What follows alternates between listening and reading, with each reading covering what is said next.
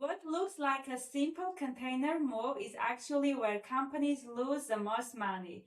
Port congestion, chassis shortage, missed appointments. It's not just delays, it is profit disappearing. So this is what we're gonna talk today. Welcome back to your bestie in freight. I'm your host Lida as always.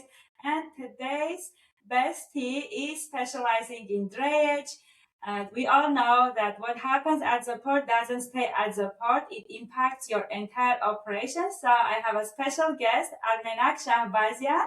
Thank you so much for being my bestie today, Armenak. Thank you, Lida. It's a pleasure to be here and talking to you again, Lida. Yes. So Armenak, you are the co-founder of Polo 3PL. So you have over Polo 10 years. 4PL. Yes, I'm sorry. Polo 4PL. So you have over 10 years of experience across freight forwarding, drayage, warehousing, and full supply chain operation. And you have been in the middle of some of the most complex port and container challenges. So tell us about it. How did you start the company? The story behind it. Okay, well, the story behind it, it's been a very fun ride and we're still going strong. We started back in 2015 into the industry. We were moving like 18-wheelers, tractors and trailers coast to coast. It was majority of our uncles, friends, family members. That's how we really started off. Just learning how picking up a load was and helping, my uncle get a shipment and taking it from coast and making sure he's bringing it back haul. And then from there, we purchased our own tractors and trailers. We got a fleet up to 10 tractors. We got 20 trailers. We were doing a lot of drop and hooks, a lot of consolidating shipments as well. And then we got into warehousing right when COVID just started. We ended up getting a warehouse and we were doing a lot of like Target, Walmart, Costco, Amazon. We were filling up our warehouse. We were doing the drop trailers. We were moving our trucks coast to coast. And then we were looking at our neighbors and we were, because we were in Rancho Dominguez. It's about like 10 minutes, 15 minutes away from the Long Beach port. And we see all our neighbor warehouses nearby. It's always containers coming in, containers. And we're like, what are these people doing in containers? Like, what's this, And then we put our hands in it. We started learning. We actually went to our neighbors and we introduced ourselves and we talked to them, and everyone was nice, and everyone was like helpful. And they said this industry is a very big ocean, like no pun intended, but and we're here to help each other out, and we're here.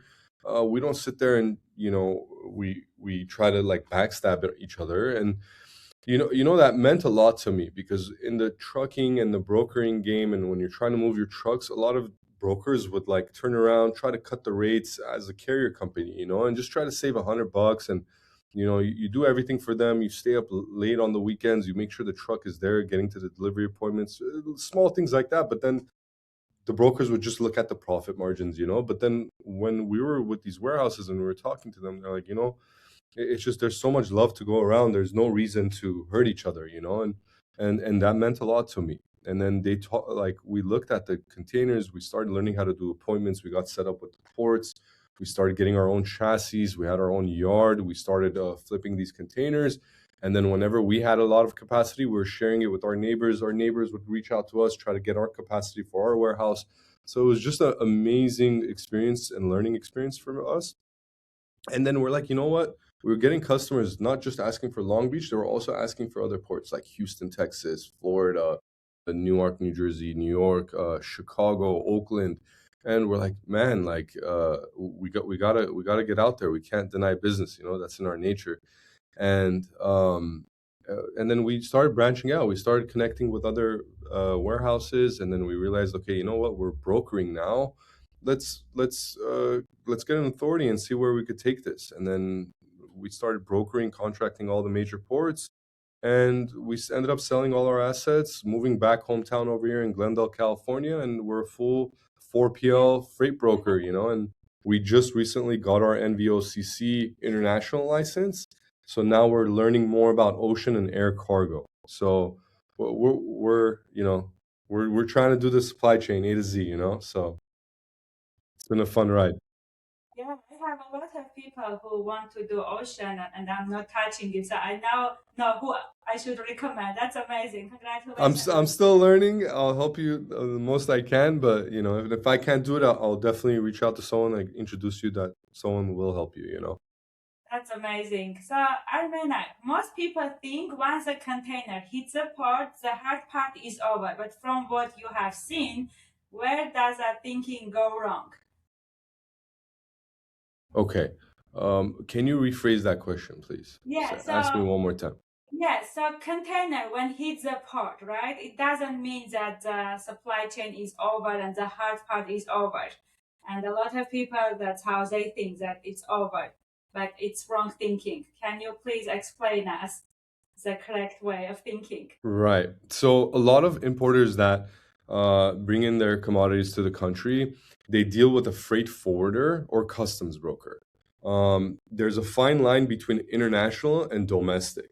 So whenever the freight forwarder takes it on themselves to bring the container to this country, it gets passed off to the customs broker. The customs broker then clears the commodity, but then the importer just assumes that, like how you said, it's done. But then no, there's a whole different aspect in domestic where the broker comes in, schedules the appointment to pick up the container, deliver the container goods, empty the container, and return it back to the port. That's a whole process. And a lot of freight forwarders, like, they just know how to pass that, but when the importer comes in, it's just difficult for them to understand, hey, there's so many moving parts here that you need to make sure to coordinate all this. So where we come in as a 4PL, we make sure all these parties, like the liaison between international and domestic, connect, you know, so they don't get any extra fees or costs or anything like that. Yeah. So can you please explain me and my audience, because I'm sure a lot of people don't know, what is the difference between 3PL and 4PL? 3PL is someone that is managing warehousing and outbound, mainly domestic. 4PL is managing all four parties in the logistics. So you have your freight forwarding, you have your customs, you have your warehousing, and you have your domestic over the road. Yeah, so it is all. You handle It's it all. all, All yeah, included, right? all inclusive, A to Z. We manage all the parties. We make sure everyone invoices correctly. No one gets any penalties added. We create one invoice and give it to the importer to make sure everything's right. So they worry about marketing, selling, and pushing their product. Well, I love it because I think a lot of customers, they don't want to deal with different providers, right? Just being 4PL is so much easier if you are doing an amazing job, and why customer needs to go to another provider. Exactly. Yeah, I love it. So where do companies lose the most money when it comes to drayage and port operation, but don't even realize it? Because there is a lot of fees and stuff going on, right?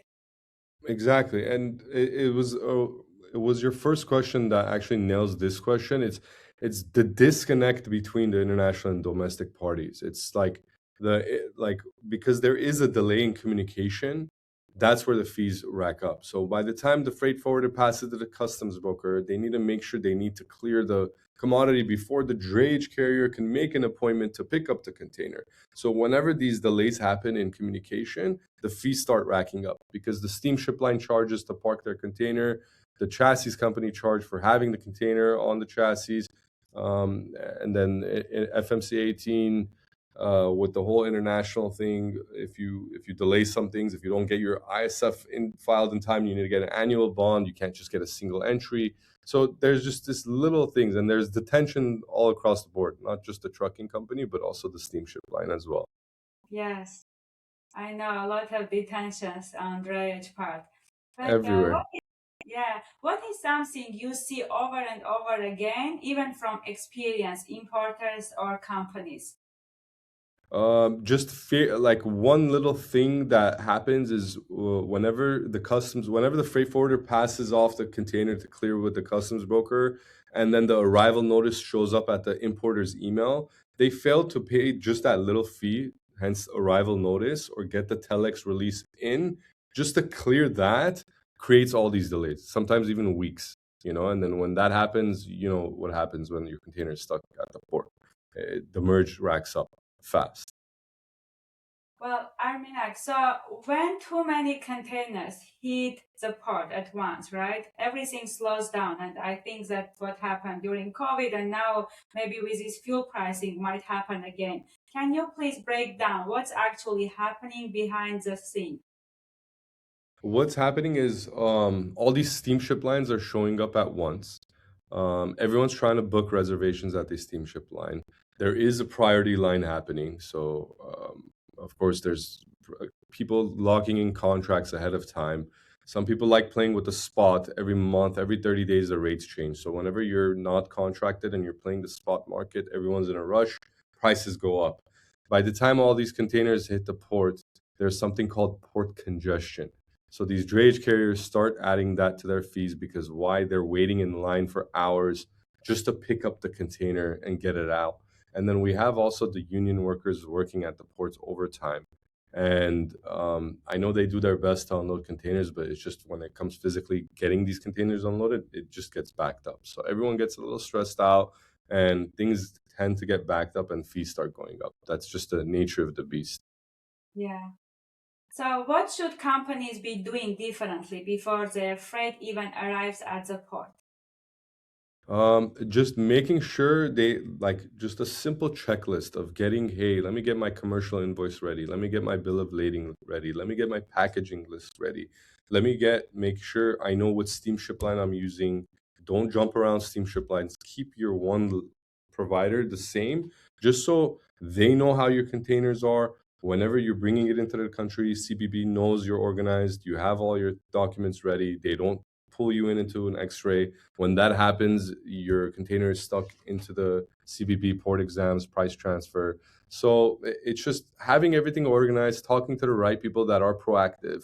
Don't wait for last minute things when the arrival notice comes. You're just clearing your ISF.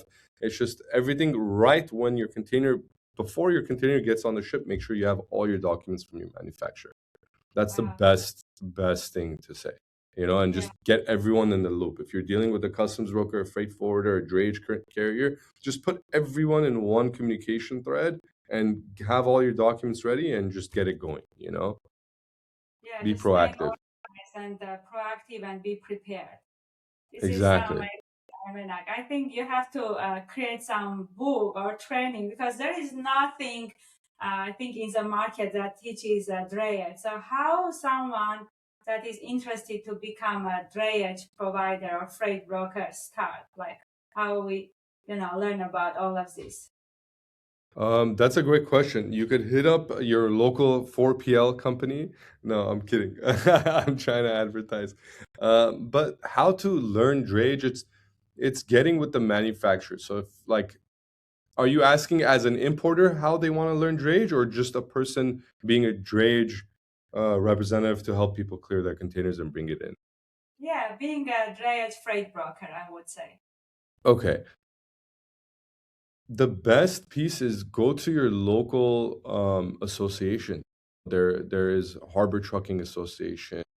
There is the Long Beach Association. There's so many helpful associations in our community in LA, and I'm sure there are in other states as well. Just attend, and everybody's really cool, and you talk and you connect with people, you network people in the industry as like, yeah, they could be your competitor, but everyone's out there to teach each other as like a human. I think that's our purpose, to help each other out is the highest goal.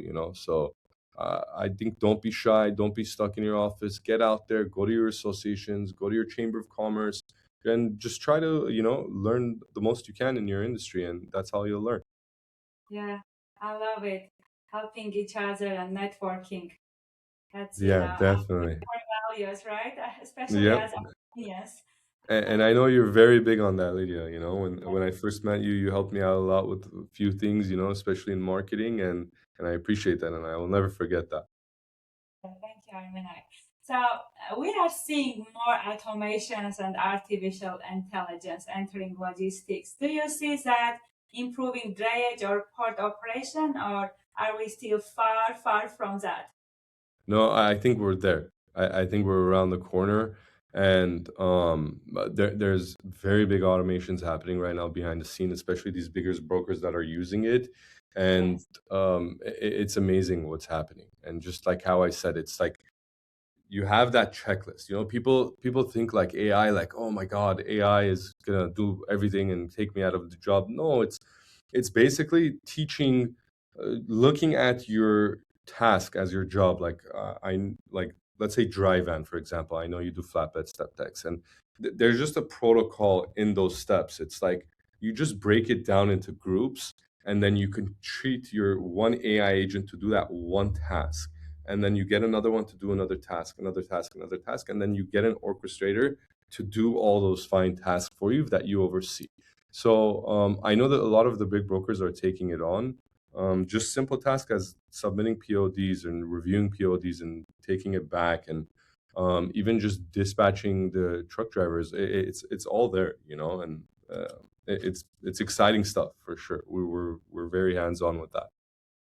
Yes, I love it. We have been helping actually few companies to automate that bill of lading submission process, and we connected their invoicing system, whether it Okay. is books, TMS, QuickBooks, or whatever platforms they have. So they just automate this process, which has been very helpful. So I love that you see it in a positive way, because a lot of companies say that AI is not there yet, AI is not there yet, but I feel Yeah, like it's it's there. almost there. Do you guys also help with AR by any chance? Yes, we AR do. and AP? Yes, definitely. We can talk after the call, but we do have with AI agents, automations, workflows, everything that we can automate, we do it. Oh, that's awesome. That's Yeah. awesome. So, where do you see the port logistics and drayage evolving in the next 3, 5 years? Because a lot of stuff is happening in the world with fuel and war. Of course, it's difficult to predict, but I would love to get to know your opinion. Like in my opinion, we're seeing the volume increase as all these things are happening. I know we've been talking a lot about duties and taxes and the war going on, but we have data points that we look at on a daily, and we're seeing increase in volume, importing, especially exporting too. That the demand is there.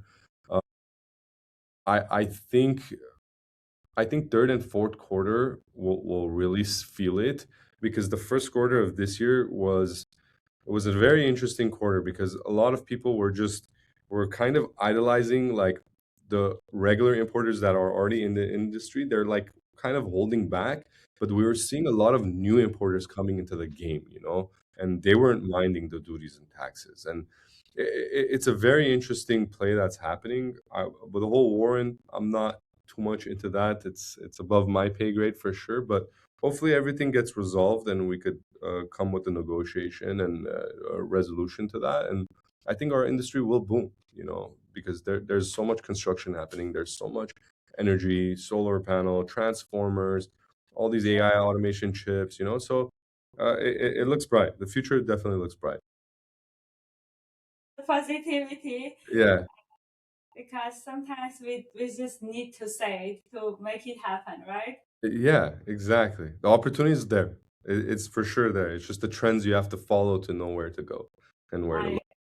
I agree, Armenak. So if someone listening right now that is dealing with delays, raising cost, and port congestion, what is the first thing they should fix? Delays, port congestion. First thing to fix, if you're getting delayed, look into what ship line you're using. If you know the expected volume you're getting this year, I would definitely discuss with some long-term contracts, just to secure yourself, because you don't know where the rates are going. You don't know where the fuel is going. People are saying it's going up above $10 a diesel, so I would lock in a contract. If you know you're bringing 20, 30, 40 containers a year, lock in something, stay with the same steamship line, talk with your customs broker, see what duties and taxes, where it's going, what countries are benefiting. Talk to your manufacturers. Don't stick with only one manufacturer. Shop it around, Same thing with your carriers. Anything domestic, shop it around. Don't just accept the rate you're getting, because everything's fluctuating. Some people are taking advantage, and some people are just staying true to their rates, hoping that it's just going to come back down and they can keep the volume going. Yeah. I love it. That's so interesting that you mentioned because I had another call with inventory management company, right? And he was also suggesting that shop around, check other manufacturers, exact same thing. Yeah. That is the confirmation that we have to check more manufacturers and more providers. I love it. This is the opportunity because a lot of customers are going to be shopping around, and if you're there and you give a decent price, not too much of a markup, you will get Mm-hmm. new customers and you will keep them for the long term. The people right now that are price gouging and overcharging and getting these customers, they're going to lose them in a couple of months. They're not going to stick around because someone else is going to come. I'm not saying go low on your margins and just work for free, but Yeah. don't overcharge these customers and you will eat longer than a temporary gain, you know?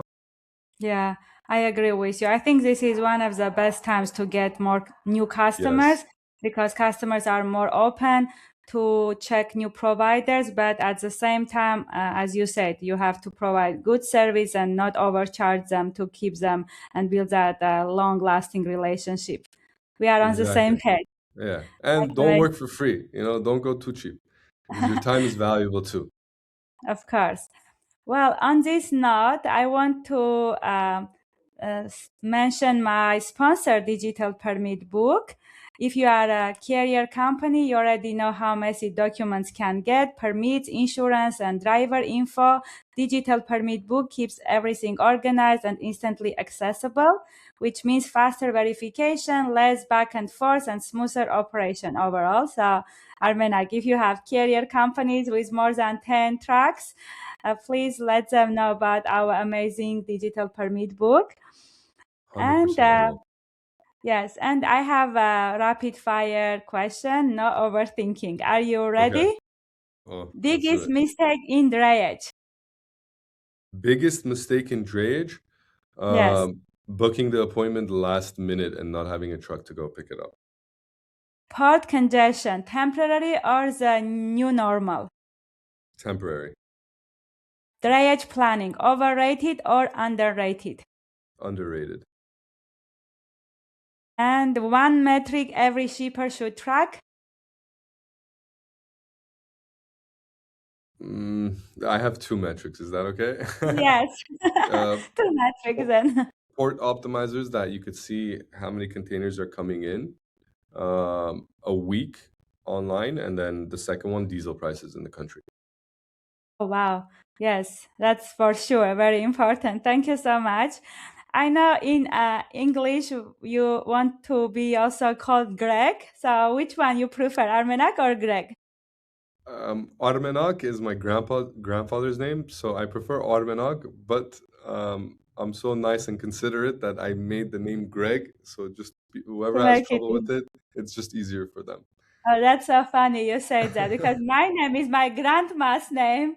Oh And wow, it's a beautiful name. yes, thank you. When I was a kid, actually, I was not liking it because only grandmas and aunts had it. But now I started to like it because it is very unique in Yeah, America. and you So keep her in memory too for a long time. yes. Thank you so much, Armenak. I think a lot of people underestimate how much happens at the port and how expensive those small mistakes really are. And you opened our eyes for a lot of stuff. Thank you so much for coming in and sharing your insights. And for everyone listening, if you got value from this episode, make sure you subscribe, share it with someone in your network who is interested in drayage, and like the episode and check out the resources Armenak mentioned, right? And if you are exporter or importer, please reach out to Armenak for all of your 4PL needs. Thank you so much, Appreciate it. Armenak.